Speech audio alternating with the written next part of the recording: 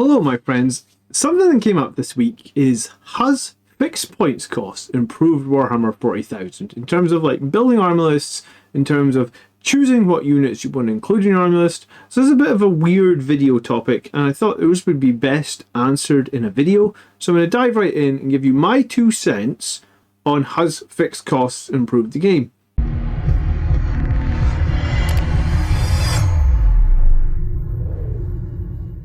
So I think there's a few different things to say with fixed costs, but the first one I want to talk about is like WYSIWYG, and I want to give you a good example of this, right?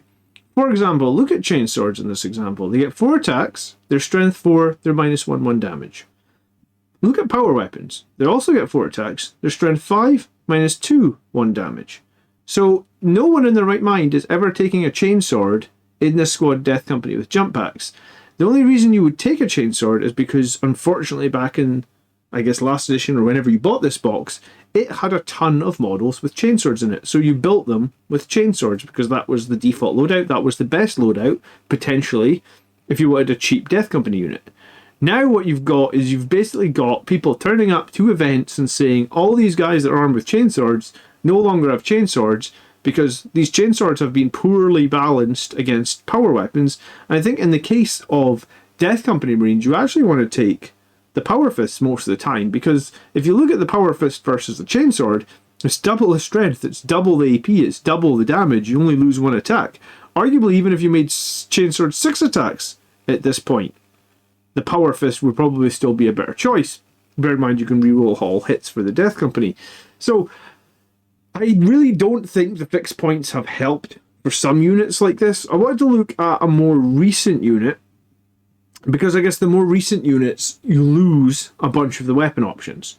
So I guess fixed points work for maybe some of the newer released units, but the state of 40k at the moment is there are tons of old units with custom profiles like this, not just for Space Marines, for other chapters where the weapons are much more fluid or much more optional. And I guess in that case, these fixed points really don't work unless you want everybody just to turn up in nothing's WYSIWYG. And I, for one, don't really love playing when stuff isn't WYSIWYG. I want to look at my opponent's models and go, that's the Power Fist squad, so I should avoid them. I don't want to say, hey, are those guys actually with Power Fists? Especially when you get into a battle and things are flying all over the place and it's a tournament. It's going to be very, very difficult. It's hard enough to keep track of what your opponent's doing, let alone if the models are no longer WYSIWYG. So for one, I really dislike this change to fixed points in terms of it's harder to understand what is happening on the board, because maybe as much as Games Workshop want everyone to play WYSIWYG, that's not the reality that's going to happen, because people have lost tons of models, tons of weapon options, and people have tons of stuff built now with the wrong weapon options. And I'll tell you, as a melee player, for someone who plays a melee army, and I've only been back in the hobby for since the start of 8th edition, so at this point just over 6 years. And in the 6 years I've been in the hobby, I think at one point you wanted Death Company with chainswords, at one point you wanted them with thunderhammers, at one point you wanted them with power fists. So they've changed their loadouts 3 times. If we talk about Vanguard veterans, at one point you wanted them with thunderhammers, and then you wanted them with lightning claws. Now there's no options, so they've changed 3 times. So it's not really feasible to change all the weapon options every 2 years on every model you've got. This is actually quite a point of frustration for me, so I don't like it. I thought I'd air it. Maybe, hey, if you disagree with me in the comments, let me know, but I think the consensus is from the people I've talked to, other people feel the same way with me. A lot of people have used magnets on their arms, but I'm a little bit reluctant to use magnets, because I said on the channel that I'd spent the better part of probably the last 2 or 3 years magnetizing 20 plus Vanguard veterans, magnetizing a bunch of Sangre Guard. Well, now those guys have lost all their options, so that was literally a huge waste of my time. So I guess now, I don't even know what to build them with. When I go to an event now, I guess my guys aren't WYSIWYG, and I don't like it. I don't like it if my opponents aren't WYSIWYG, but that's reality of what's happening. So that's the first negative thing I want to say about fixed army points. So the second negative thing I'd like to say is about actually building your army list. So I've been running a Gladius list for a while. You guys have seen this list. Now, previously, I guess, when I built lists or when I did army lists, I spent lots of time making small iterations, tiny tweaks, variants of lists. Like, there was a lot of, I would say, engagement with the hobby that was not like painting or not modelling, but engagement with the hobby on a strategic level out with my weekly battle report. I get to play 1 game a week. I've got 2 jobs. You got 2 kids and a family. I don't have any more time to play 1 game a week. But what I would do is of an evening I might spend an hour, 2 hours tweaking army lists, having fun with something like that. Now, the tweaking is gone completely. I don't spend any time tweaking army lists at all. I was wondering if it was just me, but again, I mentioned this in my chat, and a lot of people said like they spend no time tweaking the army lists. And I guess like I have to change my army list for tomorrow because I want to add a squad of Inceptors, Bolter Inceptors. So I thought I'd show you what the reality of me changing my army list probably looks like now. So like Inceptors are 110 points if I can ever find them. There they are, 110 points. So like if I just want to put Inceptors, I need 110 points. What am I going to cut in this army list? I think in this army list I consider cutting the Centurions. I think I need to cut something else. I think I was going to cut my Blade Guard Veterans. So that gives me 240 points. So I've got about 130 points to play with. I think I would maybe need to cut 1 more unit. I was thinking it probably has to be my Incursors because I like the Inceptors because they have sticky objectives and I think that's really good. So that's 240 plus 85 is 325. So I have 325 minus 110 is 215 points. So 215 points. I was thinking probably what might be good would be like a squad of Terminators. They are 185. Terminators 185. So that leaves me 30 points. And then that's where this whole system falls over. Because like I can't do anything with 30 points. Before I could have added a couple of Thunderhammers here. I could have maybe given my Sergeant, you know, a different pistol or something. Like very, very quickly it falls over. I am going to cut the Honor Veilmont because I believe I can't do anything with 30 points. So the Honor Veilmont gives 15 points. So I have 45 points left over. And then I was going to add a squad of Imperial Henchmen. If you don't know what henchmen are, they're basically like... do you know what? I'll just pull up their... They're agents of the Imperium. They're 2 wound, toughness 3 models, I believe. They're obviously able to ally with the Imperium, but they're basically action monkeys. Inquisitorial Henchmen, they are 5 up save, 2 wounds each. And I can get 4 of them.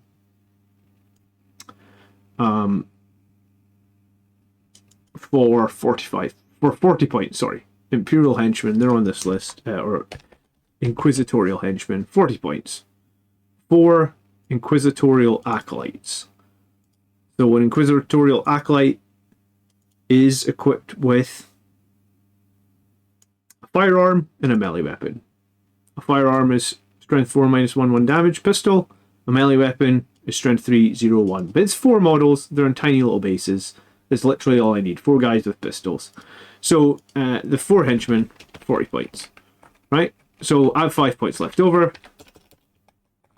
But that's it.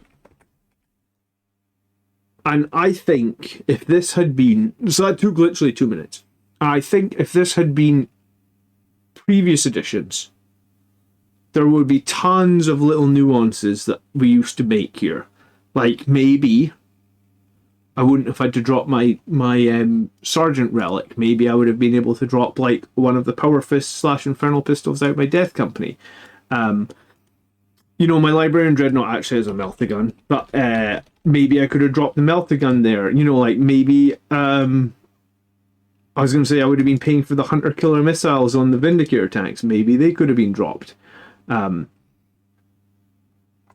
This list personally probably actually doesn't have that much customization because I only have that 1 squad of jump units, but honestly don't think jump units are as powerful as they need to be right now, so that would change it. But yeah, I just feel like I could have spent 2 hours on this, making small tweaks. You know, the Centurions had different weapons. The Blade Guard could have had the Sergeant pistols.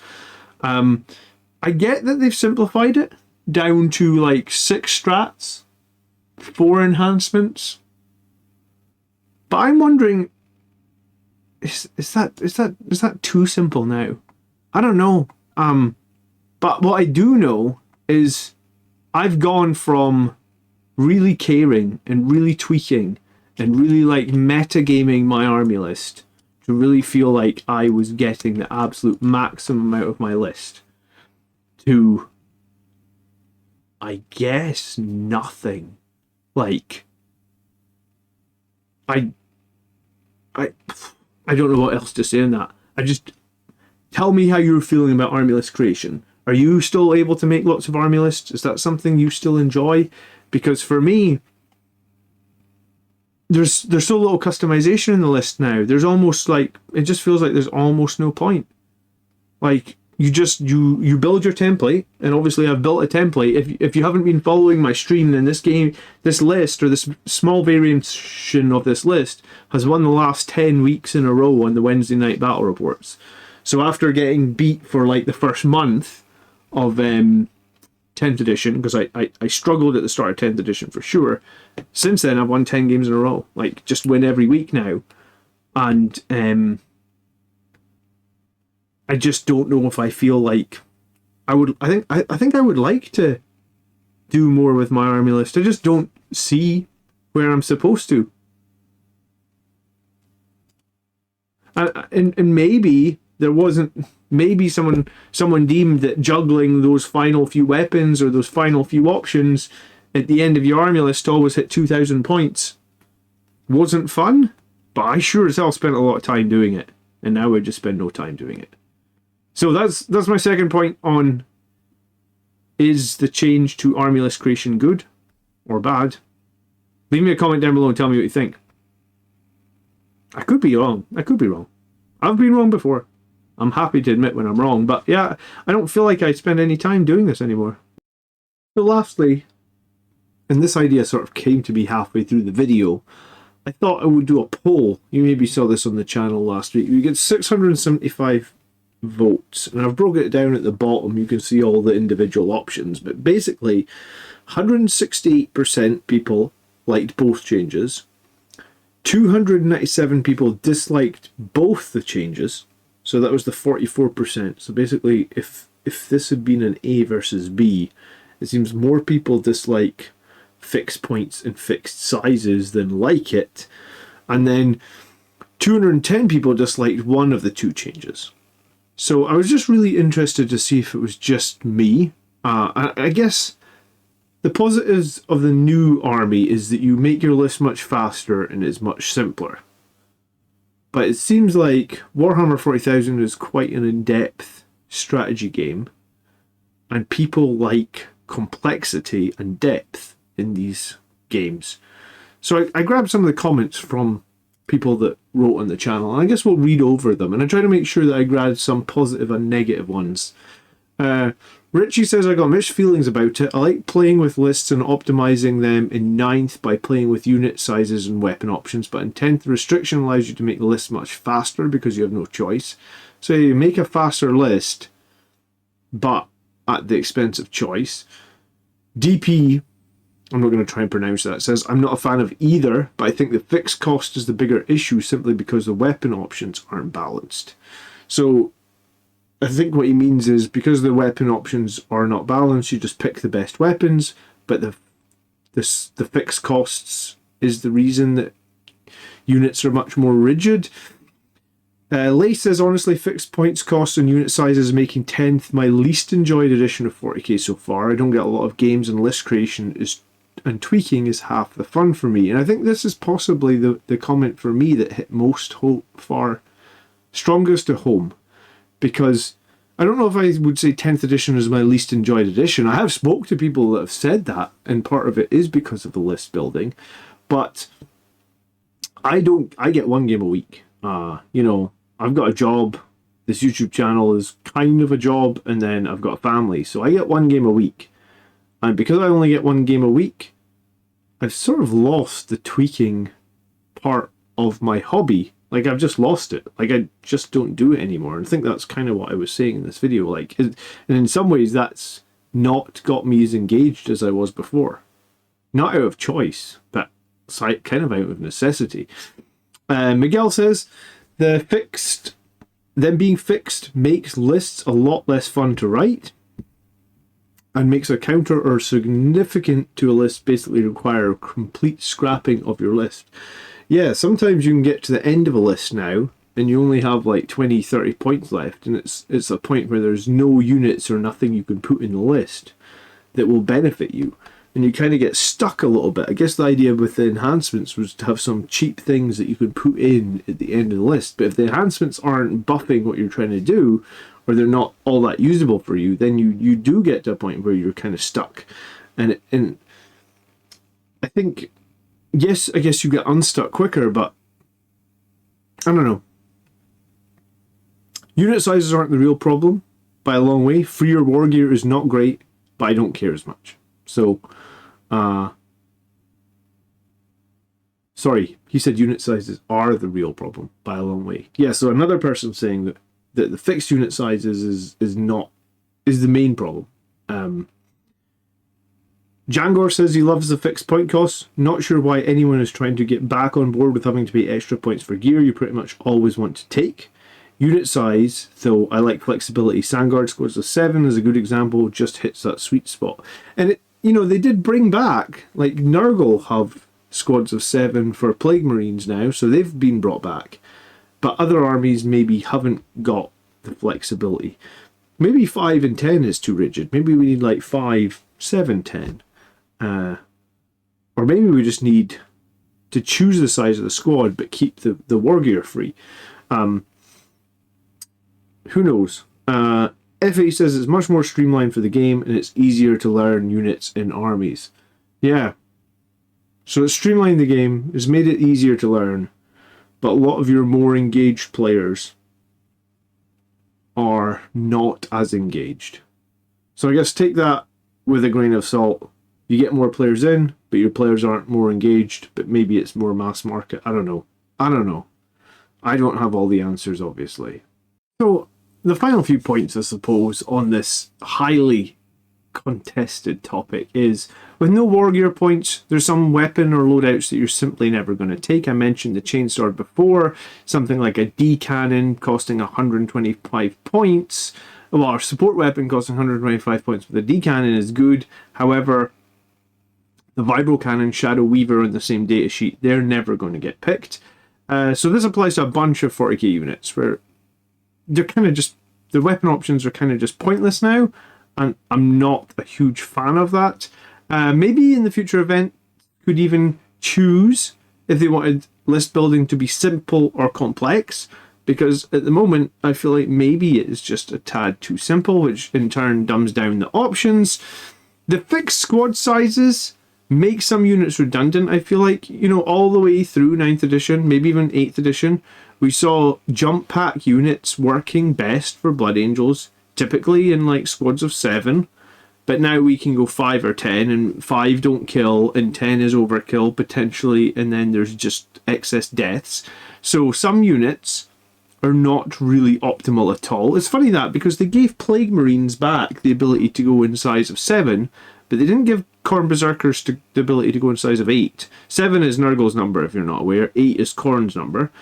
And I guess Sangre Guard, the one unit that no one's playing in Blood Angels, they always work best in 7s or 8s. And in 5s and 10s, I don't see them really working. No one's playing them. So I guess you could argue that. It also creates model redundancy. For example, I mean, I already mentioned it with a bunch of like melee weapons, but if you had a Devastator squad, say, and you'd made all your Devastators with heavy bolters or plasma cannons, potentially now they're completely redundant because everyone's running grav cannons, las cannons. Oh, Devastators with multi-meltas. So basically 3 out of your 5 choices in Devastator squads are not very good anymore. And yeah, there just seems to be a lot of... I'm struggling to find positives with the new list building. It's easy to build lists, sure. It's quick to build lists, sure. But I feel like I've lost something. But maybe it's just me. Let me know in the comments below, do you feel like you've lost something too from your list building? Or are you totally fine with it? Are you fine with it? I don't have much more to say on the subject. I'm interested to see what people say. Thank you for hearing my rant and getting to the end of the video. Remember, you should subscribe for weekly Blood Angels updates and tactics videos. I've been John, the Blood Angels Commander. You've been awesome for staying to the end of the video. If you'd like to watch another Blood Angels video right now, I'll link one on screen. I'd appreciate it if you check it out. Until next time, my friends, by the blood are we made strong. Peace.